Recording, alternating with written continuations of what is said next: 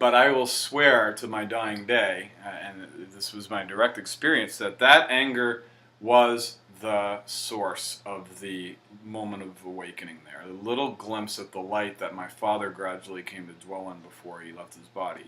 That anger, had it not been there, I would not have had a glimpse at what I would say is the desire of all souls to experience the light of the self.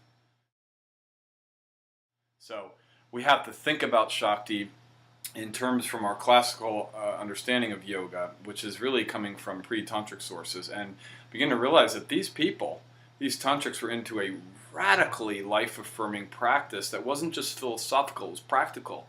Mm-hmm. And they developed a whole mantra pranayama system to deal with these, what they called goddesses of your emotions, which we see listed as the names of Sharada, for example. So why does she need 1,000 names? I can't believe there's only 1,000. I mean, it's a good round number. So the 1,000 names are not exactly 1,000 ways to praise her. What they sound like is that they're the 1,000 ways in which she is manifested in our lives. As you, and this is where the non-duality comes into being. As I make an offering into the fire, as I recite in this ritual the name of Sharada that I'm on, you are literally making an offering to that goddess, let us say the thunderous power of anger that's within all of us. You're making an offering to that goddess as she's reflected here in the fire of the heart lotus, the heart altar. So this outer ritual is symbolic of a transformation that begins with acceptance. This feeling I have now is not spiritual or unspiritual. It is the goddess as she is manifesting. When I bow to her, I do two things. I stop pushing her away.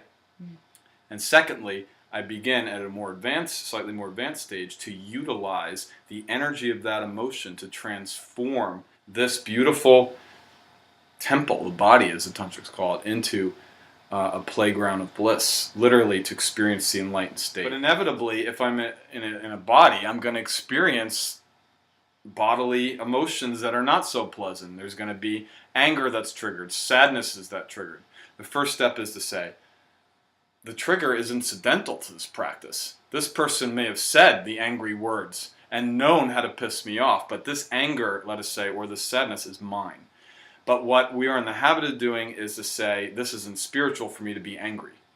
Instead, this tradition, if you forgive the image, if we imagine the goddess perhaps appearing before us as that emotion, what would she look like? What would the joy you feel when you look at your child, or your puppy, or your lover? What would that look like if she was a goddess? Lovely, right? Some beautiful image. Perhaps the face of that person or puppy themselves. That's fine.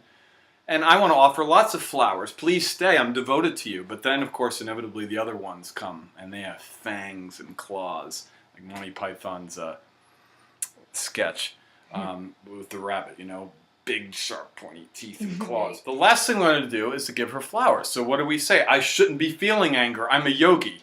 Push this away. Well, this goddess wants flowers too. That's to say, you cannot gain on the spiritual path if you are denying what the goddess is putting before you to grow.